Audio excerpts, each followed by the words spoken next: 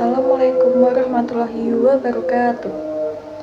Halo, perkenalkan nama saya Ainunisa Rahmadani dari kelas 2D.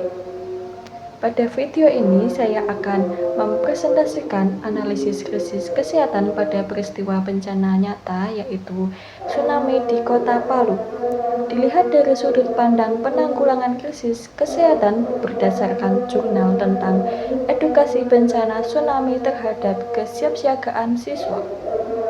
Bencana tsunami merupakan salah satu bencana alam yang dapat menimbulkan korban jiwa, cedera, gangguan kesehatan mental, serta krisis kesehatan masyarakat apabila kesiapsiagaan masyarakat masih rendah.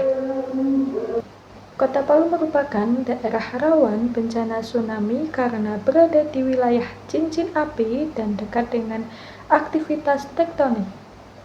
Tsunami di Palu terjadi akibat gempa bumi besar yang memicu gelombang laut tinggi dan datang secara tiba-tiba.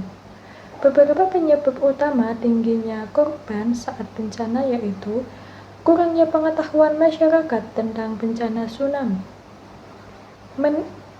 minimnya kesiapsiagaan evaluasi, kepanikan saat bencana terjadi, keterbatasan sistem peringatan dini. Kondisi ini menyebabkan masyarakat tidak siap menghadapi situasi darurat, sehingga menimbulkan risiko terjadinya krisis kesehatan. Yang ketiga, dampak kesehatan akibat bencana. Dari sudut pandang krisis kesehatan, bencana tsunami Palu menimbulkan berbagai dampak kesehatan, yaitu yang pertama, dampak kesehatan fisik, yaitu luka akibat reruntuhan bangunan, tenggelam dan cedera serius, penyakit infeksi akibat lingkungan yang tidak bersih. Yang kedua, dampak kesehatan mental.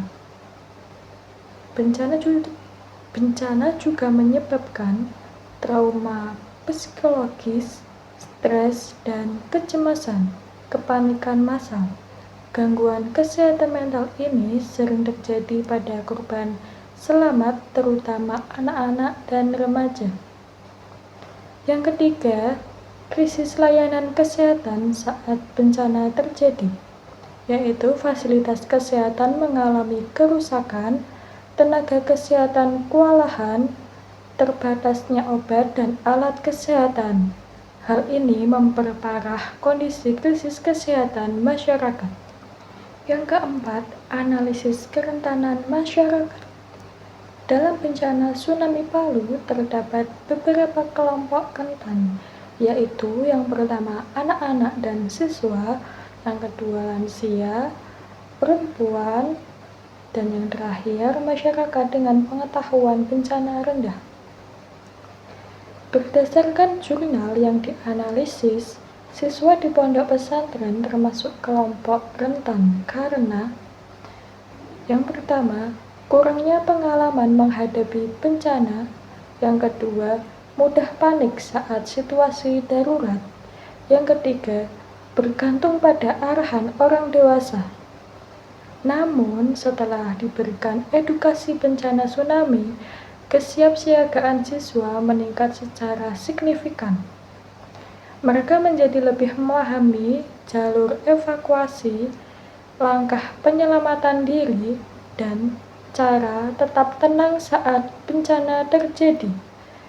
Ini menunjukkan bahwa edukasi sangat berperan dalam mengurangi kerentanan masyarakat terhadap krisis kesehatan saat bencana. Yang kelima, upaya penanggulangan krisis kesehatan. Penanggulangan krisis kesehatan pada bencana tsunami dapat dilakukan melalui beberapa upaya, yaitu yang pertama, edukasi dan kesiapsiagaan bencana. Edukasi kebencanaan kepada masyarakat dan siswa sangat penting untuk meningkatkan pengetahuan tentang tsunami, mengurangi kepanikan saat bencana, mempercepat proses evakuasi. Yang kedua, penguatan sistem kesehatan darurat. Upaya yang perlu dilakukan antara lain penyediaan tenaga kesehatan tanggap bencana, kesiapan fasilitas kesehatan darurat, ketersediaan obat dan logistik kesehatan. Yang ketiga, perlindungan kelompok rentan.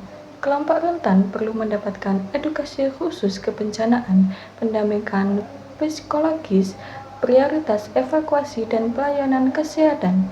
Yang terakhir, rekomendasi berbasis kapasitas berdasarkan analisis. Rekomendasi yang dapat diberikan adalah program edukasi bencana secara rutin di sekolah. Yang terakhir yaitu kesimpulan.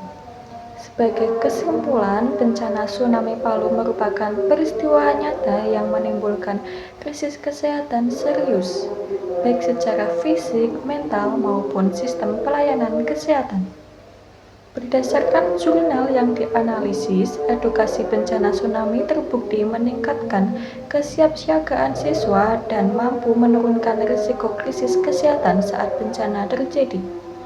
Oleh karena itu, kesiapsiagaan edukasi kesehatan darurat merupakan kunci utama dalam penanggulangan krisis kesehatan pada bencana.